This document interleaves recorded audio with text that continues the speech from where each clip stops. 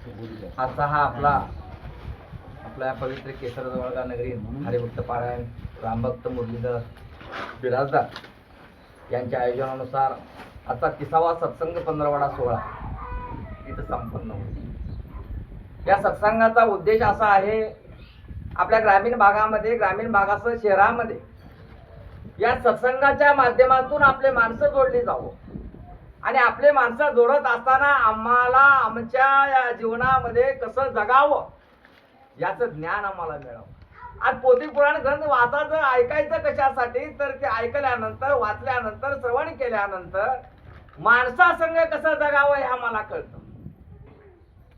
आमच्या हातून जर पापाचरण घडलं, आमच्या हातून जर वाईट दुष्कृत्य या ठिकाणी जर घडलं, त्यातून आम्हाला चांगलं मार्गदर्शन कोणी या ठिकाणी करत, ते मार्गदर्शन ती अनुभूती आम्हाला या ठिकाणी पोथी पुराणातून पाहायला मिळते।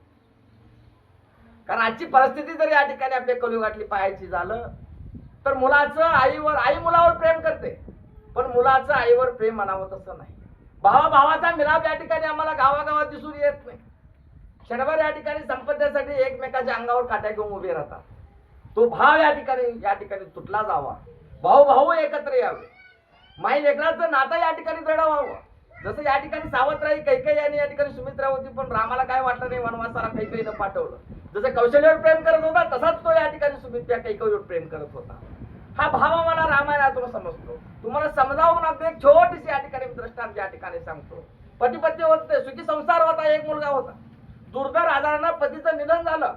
मुलगा होता 4-5 वर्षाचा झाला, शाळेत गेला, 1ली 2री 3री 8वीत गेला, हॉस्टेलला राहू लागला। आई होती बिचारी, दिवसभर काम करायची, मुलाचं लालन पालन करायची, सांभाळ करायची। एक दिवस ती आई त्याच्या हॉस्टेलला गेली, कारण गरीब असल्या कारणाने मुलगा हॉस्टेलवर राहत होता। मुलगा हॉस्टेलवर गेल्यानंतर ते मुलाचे मित्र त्या ठिकाणी होते। आई गेली, आईचा एक डोळा आंधळा होता। मुलं त्या मुलाला चिडवू लागली, तुझी आई आंधळी आहे। मुलाला राग आला, मुलाला ते सहन झालं नाही। आई घराकडे निघाली तेव्हा मुलाला आईच्या जवळ आला, आईच्या हातात कारण सांगू लागला, तू माझ्या शाळेत यायचं नाही, तू आंधळी आहे। मुलं मला चिडवतात। मुलावर प्रेम करणारी आई घराकडे आली। मुलगा 10वीला गेला, 10वीत चांगल्या मार्काने पास झाला। शाळेच्या वतीनं भव्य असा सत्कार त्याच्या शाळेमध्ये होता। आईला कळालं, माझ्या बाळाचा शाळेमध्ये सत्कार आहे। मुलानं सांगितलं होतं नको येऊन, पण आईचं प्रेम असतं मुलावर, मन राहावलं नाही। शाळेकडे गेली, मुलाचं लक्ष होतं, माझी आंधळी या ठिकाणी येईल आणि मुलं मला चिडवतील, माझा अपमान होईल असं त्या मुलाला वाटत होतं। तरी आईचं काळीच राहिलं नाही। त्या मुलाच्या सत्कार समारंभाच्या कार्यक्रमाला गेली। मुलानं स्टेजवरून आईकडे पाहिलं, सत्कार समारंभ आटोपला। मुलाला राग आला आईचा, आई तुला बारंबार सांगतो, तू माझ्या शाळेत यायचं नाही, तू आंधळी आहे, मला मुलं चिडवतात, मला या ठिकाणी सहन होत नाही।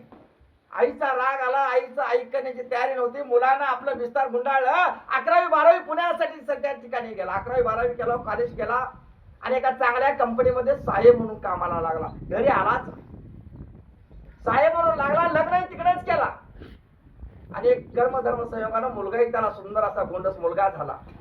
मग त्याला मुलगा झाल्यानंतर मुलाच्या मित्राने एके दिवशी त्या आईला सांगितलं, तुमच्या मुलानं लग्न केलं, मुलगा तुमचा साहेब झाला आणि त्याला परवाच गेल्या महिन्यामध्ये सुंदर असा मुलगा झालेला आहे। आईला आनंद गगनात मावत नव्हता।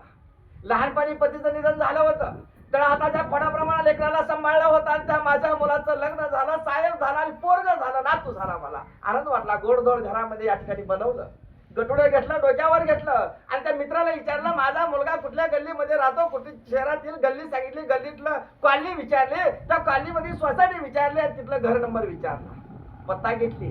आई एक डोळ्यात आंधळी होती, एक डोळ्यात दिसत होतं। पुण्याला गेली, मुलाचा पत्ता शोधला, सोसायटीच्या वॉचमॅन जवळ गेली, वॉचमॅनला या ठिकाणी सांगितलं, असं त्या मुलाचं नाव सांगितलं। त्याला सांगितलं, पहिल्या मजल्यावर जावा आणि पहिल्या मजल्यावर गेल्यावर पहिलं घरच तुमच्या मुलाचं आहे आणि तिथं गेल्यानंतर बेल वाजवा। आईनं ऐकलं, आई पहिल्या मजल्यावर गेली, बेल वाजवली। बेल वाजवल्याबरोबर दरवाजा उघडला। समोर एक लहान लेकरू घेऊन या ठिकाणी हातामध्ये लेकरू घेऊन त्याची सुनबाई समोर आलेली होती। तिने विचारलं, आपण कोण? तिने सांगितलं, तिच्या मुलाचं नाव सांगितलं, मी त्याची आई आहे। तिने गेली आणि आपल्या मुलाला म्हणजे, अहो तुमची आई आलेली आहे।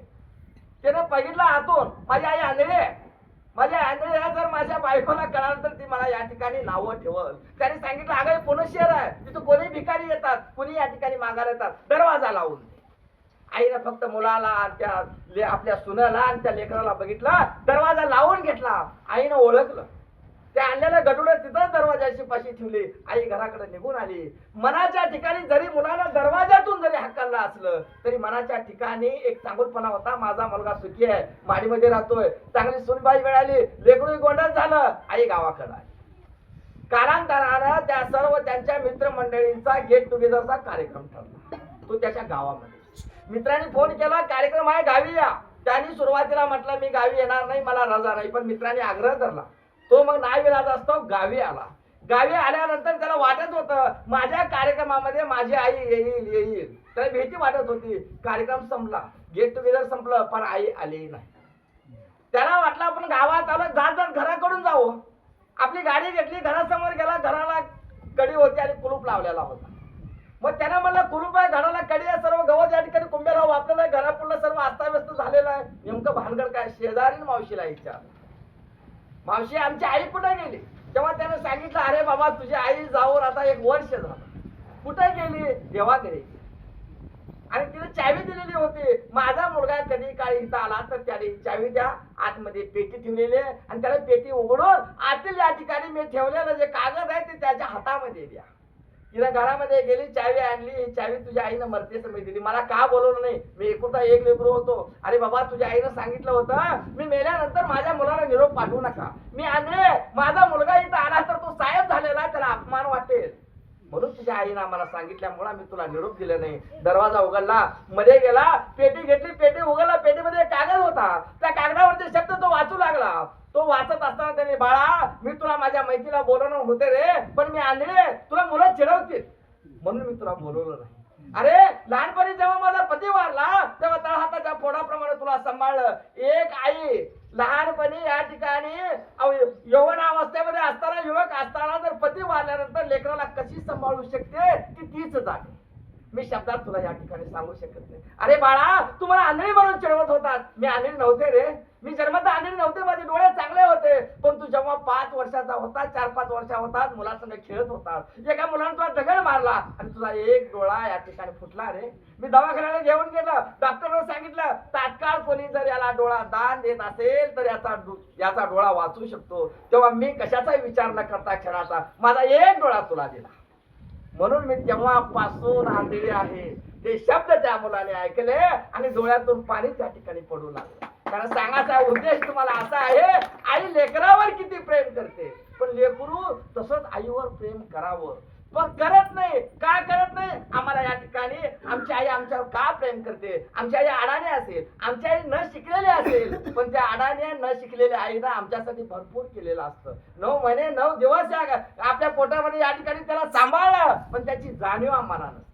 आज बऱ्याचशा या ठिकाणी जे का वयोवृद्ध असणारे आई वडील असतील, मुलं भरपूर कमावतात, पण ते या ठिकाणी वृद्धाश्रमामध्ये पाहायला मिळतात. आज घरामध्ये त्यांना चांगले 2 घास खायला मिळत नाही, सध्या परिस्थिती आहे. हे कुठंतरी थांबावं, हे कुठंतरी या ठिकाणी त्याला छेद मिळावा, यासाठी गावोगावी आमचे हरिभक्त पारायण, आमचे मार्गदर्शक डॉक्टर मुंडे साहेबांनी या ठिकाणी सहज गेल्या वर्षभरापूर्वी त्यांनी सत्संगाची या ठिकाणी निर्मिती केली. आपण असं करू, आपले 4 लोक या ठिकाणी येतील. आणि खरोखर गेल्या या ठिकाणी मी पहिल्या सत्संगापासून आज 30वा सत्संग आहे. 24वा सत्संग इतकडे येते. विमानतळ रिसॉर्टला वर्धापन दिन साजरा केलो, जसं आपण वाढदिवस साजरा करतो तसं 200 रामभक्त त्या ठिकाणी उपस्थित होते. हरिभक्त पारायण नितीन जगताप या ठिकाणी मार्गदर्शनासाठी आम्ही बोलवलेलो. आणि या आमच्या सत्संगाचा उद्देश जेवढे लोक आम्हाला या ठिकाणी जुळलेले आहेत, कुठेही 1 रुपया न घेता या ठिकाणी आम्ही पारायणामध्ये सेवा असेल, पोथी पुराणाची सेवा असेल, लक्ष्मण शक्ती सेवा असेल, तिथे या ठिकाणी सेवा करतात. म्हणजे आमचा परमार्थ प्रत्येक गावात टिकला पाहिजे. आमच्या परमार्थ या ठिकाणी प्रत्येक गावात प्रतिगंध झाला पाहिजे. आज इतर समाजामध्ये थोडंसं तुम्ही अवलोकन करून पहा कशी या ठिकाणी त्यांचा भाव दिसतो. आपला देव आपल्याला समोर दिसतो, पण आपला भाव या ठिकाणी बाहेर या ठिकाणी दूर दूर या ठिकाणी पळतोय. आमच्यामध्ये ही जागृती झाली पाहिजे. आम्ही परत या ठिकाणी मंदिरामध्ये आली पाहिजे. गावोगाव या ठिकाणी पोथी पुराण चालले पाहिजे. आता येत्या गुरुवारी 13 तारखेला या ठिकाणी श्रावण मासारंभ आहे. आज आमच्या परिसरामध्ये प्रत्येक गावामध्ये कोणताही ग्रंथ असतो, हरिविजय असेल, भक्तिविजय असेल, रामविजय असेल, रामायण असेल, आम्ही सगळ्याला विनंती केलोय प्रत्येक गावामध्ये ग्रंथ सुरुवात करा. किमान 1 महिना आमच्या माय माऊली मंदिरावर यावं, आम्हाला या ठिकाणी आमच्या ग्रंथाची परंपरा चालावी. आज आमच्या खरोखर सांगतो मी, आमच्या परिसरातून आलेले जे काही या ठिकाणी रामभक्त आहेत, प्रत्येकाच्या गावामध्ये या ठिकाणी आम्ही या ग्रंथ या ठिकाणी येत्या 13 तारखेला सुरुवात करणार आहोत. असो, या सत्संगाबद्दल मी जास्त या ठिकाणी बोलत नाही, उद्देश या ठिकाणी तुम्हाला सांगितलो. या सत्संगाबद्दल अगदी 4 ओळी मी या ठिकाणी या जोडलेल्या आहेत, त्या व्यक्त करून माझं या ठिकाणी समारोप या ठिकाणी माझ्या करतो. 15वाडा सत्संग सोहळा. गावोगावी रामनामाचा जयघोष व्हावा, प्रत्येक हृदयात श्रीराम वसावा. राम भक्तीचा दीप तेवत ठेवणे, राम नामाची गोडी सर्वांना लागावी. या पवित्र संकल्पाने मुंडे डॉक्टरांनी सत्संगाची सुंदर वाट दाखवली. 1 वर्षापूर्वी शुभसंकल्प झाला, 15वाडा सत्संगाचा शुभारंभ झाला. दर 15 दिवसांनी भक्ताचा मेळा, दर 15 दिवसांनी भक्ताचा मेळा. राम नामाने दरवळतो सारा सोहळा. नाही अपेक्षा मान सन्मानाची, नाही अपेक्षा मान सन्मानाची, नाही इच्छा धन दौलतीची. एकच ध्यास अंतरी धरला, राम भक्तीचा संदेश गावोगाव पोहोचला. विमानतळ रिसॉर्ट इटकळ नगरीत, विमानतळ रिसॉर्ट इटकळ नगरीत वर्धापन दिन झाला भक्तीच्या रंगात. 200 रामभक्त एकत्र आले जय श्रीरामच्या घोषात, जय श्रीरामच्या घोषात. आज केसर जवळग्याच्या पावनभूमीत, आज केसर जवळग्याच्या पावनभूमीत मुरलीधर बिराजदार यांच्या आयोजनानुसार ही 30वी सत्संग बैठक भरली श्री गणेशाच्या मंदिरात. आणि राम भक्तीची गंगा पुन्हा वाहिली, राम भक्तीची गंगा पुन्हा वाहिली. 50 राम भक्तांनी नित्य उपस्थिती, 50 राम भक्तांची नित्य उपस्थिती. नामस्मरणात मिळते आत्मिक शांती. हास्य संवाद आणि भक्तीचा संगम सत्संगातून मिळतो जीवनाला सुंदर रंग. पंचीकरणाचा गूढ अर्थ खुलतो, पंचीकरणाचा गूढ अर्थ खुलतो. ज्ञानेश्वरीचा ज्ञानदीप देवतो. रामायणातून रामकथा उमलते. तुकाराम गातेत भक्तीची वाट आम्हाला दिसते, तुकाराम गातेत भक्तीची वाट आम्हाला दिसते. हरिभक्त पारायण शिवाजी महाराज चव्हाण, रामभक्त आदिराज शिंदे यांचे ज्ञानदान, ज्ञानदान आणि देवीदास सावंत महाराजांचा संवाद भक्तांच्या अंतरी निर्माण करतो तो खरा आनंद. अप्पाराव जाधव महाराजांचे योग्य मार्गदर्शन, अप्पाराव जाधव महाराजांचे योग्य मार्गदर्शन. नागनाथ गायकवाड धोते यांचे चिंतन आणि आमचे मारुती महाराजांचा भक्तिमय विचार. मुंडे डॉक्टरांचा राम नामाचा आधार, मुंडे डॉक्टरांचा राम नामाचा आधार. रामभक्त बळीराम काळे यांचा भक्तीचा स्वर, रामभक्त बळीराम काळे यांचा भक्तीचा स्वर. शांताप्पा हांडगे महाराजांचा प्रेमळ आधार. असे कितीतरी रामभक्त एकत्र येते राम नामाच्या छायेत जीवनाची वाट चालत. ना जात ना पात ना भेदभाव, ना जात पात ना भेदभाव. सर्वांच्या हृदयात एकच भाव. श्रीरामचरणी मन अर्पावे, श्रीरामचरणी मन अर्पावे. नाम नाम घेत घेत जीवन धन्य करावे, नाम नाम घेत जीवन धन्य करावे. तुळजापूर तालुक्यात गावोगावी, तुळजापूर तालुक्यात गावोगावी सत्संगाची ज्योत असंच होत राहावी. प्रत्येकाच्या घरात रामनाम घुमावे, प्रत्येकाचं मन श्रीराममय व्हावं, प्रत्येकाचं मन श्रीराममय व्हावं. एका गावापुरता हा सत्संग नाही, एका गावापुरता हा सत्संग नाही. तिथं राम भक्तीच्या अखंड वाती नदी आहे. जिथे जाईल तिथे प्रेम फुलावे, राम नामाने मन निर्मळ व्हावे, राम नामाने मन निर्मळ व्हावे. मुंडे डॉक्टरांचा हा पवित्र संकल्प, मुंडे डॉक्टरांचा पवित्र संकल्प राम भक्तीचा करीत आहे सुंदर प्रसार. 15वाड्याच्या या सत्संगातून जागतो आहे भक्तीचा नवा हुंकार, जागतो आहे भक्तीचा नवा हुंकार. जगण्याला अर्थ मिळतो रामनामात, जगण्याला अर्थ मिळतो रामनामात. शांती मिळते श्रीरामाच्या चरणात. सत्संगातून मिळतो भक्तीचा मार्ग. रामनाम हा जीवनाचा खरा सार, रामनामाचा हा जीवनाचा खरा सार. गावोगावी सत्संग जाऊ दे, गावोगावी सत्संग होऊ दे. राम नाम प्रत्येकाच्या ओठी येऊ दे, प्रत्येक हृदयात श्रीराम असू दे. आणि भक्तीचा दीप अखंड तेवत राहू दे, भक्तीचा दीप अखंड तेवत राहू दे. जय जय श्रीरामचा निनाद व्हावा, जय जय श्रीरामचा निनाद व्हावा. साऱ्या भूमीत भक्तीचा सुगंध दरवळावा. मुंडे डॉक्टरचा संकल्प सफल व्हावा. आणि प्रत्येक जीवाला राम नामाचा ध्यास लागावा, प्रत्येक जीवाला राम नामाचा ध्यास लागावा. ही एकच आस या ठिकाणी 15वाडा सत्संगातून आम्ही या ठिकाणी चालवलेली आहे.